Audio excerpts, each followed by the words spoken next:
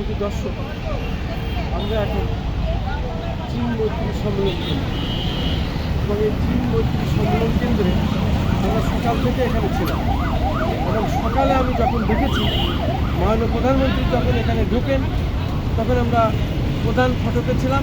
রাস্তা থেকে উনি যখন আসেন তখন আমরা একদম স্বাভাবিক দেখেছি। সাধারণ মানুষ চলাফেরা করছে এবং পাবলিক পরিবহনগুলো চলাফেরা করছে। ওর মধ্যে ট্রাফিক যেভাবে নিয়ম শৃঙ্খলা, ঠিক সাধারণ মানুষের মতোই উনি এখানে এসে চীন মৈত্রী সম্মেলনে ঢুকলেন। এর ভিডিও ফুটেজ আমার কাছে আছে। আমি দেখলাম মাননীয় প্রধানমন্ত্রী মূলত এটাই চাচ্ছেন যে সাধারণ মানুষ এবং প্রধানমন্ত্রী এখানে কোনো ভেদাভেদ নেই, শুধুমাত্র পুলিশের একটু বা প্রশাসনের একটু প্রোটোকল, এই প্রোটোকলটা থাকবে শুধু ততক্ষণের জন্য যতক্ষণের মধ্যে উনি এখানে প্রবেশ করবেন। এটা কিন্তু আমি একটা জিনিস দেখলাম যেটা বিদেশে একটা আছে, সেই জিনিসটাই উনি বাংলাদেশে প্রচালনা করছেন। এটা একটা মানে জ্বলন্ত একটা প্রমাণ আমি আজকে দেখতে পেলাম। অনেক সময় আমরা দেখেছি উনি সচিবালয়ে পায়ে হেঁটে গেছেন, ঢাকা বিশ্ববিদ্যালয়ে পায়ে হেঁটে গেছেন, এটা ওনার একটা বিশেষ গুণ।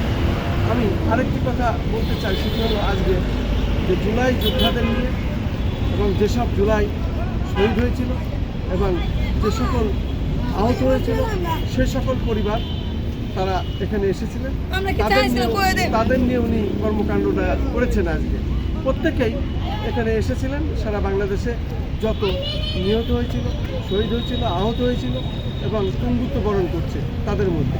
তবে শেষ পর্যায়ে এসে আমরা দেখলাম শান্তিপূর্ণভাবে হয়েছে।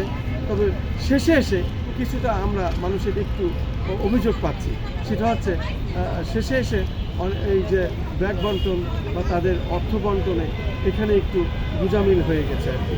এটা যে কোনো কারণেই হোক হয়তো তারা শেষে এসে নিয়ন্ত্রণ করতে পারেননি। অনেকেই একটু অভিযোগ দিয়েছেন, তবে এটা বড় মাপের কিছু নয়, এটা একটা সমস্যা সমাধান হয়তো বা হয়ে যাবে। আমি সারাদিনই এখানে থেকে যেটা দেখলাম সব কিছুই শান্তিপূর্ণভাবে এবং অত্যন্ত মানবিকভাবে এটা হয়েছে। এ ব্যাপারে আসলে বলার কোনো অপেক্ষা রাখে না। আমরা দেখেছি এই যে চীন মৈত্রী সম্মেলন কেন্দ্র, এত বড় একটা কেন্দ্রে হাজার হাজার মানুষ এখানে এসেছেন, কোনো রকম এখানে অসুবিধা হয় না। কিছুটা গ্যাদারিং গ্যাঞ্জাম ওটা হয়েই থাকে, স্বাভাবিক, সেটা আসলে বড় আকারের কিছু নয়।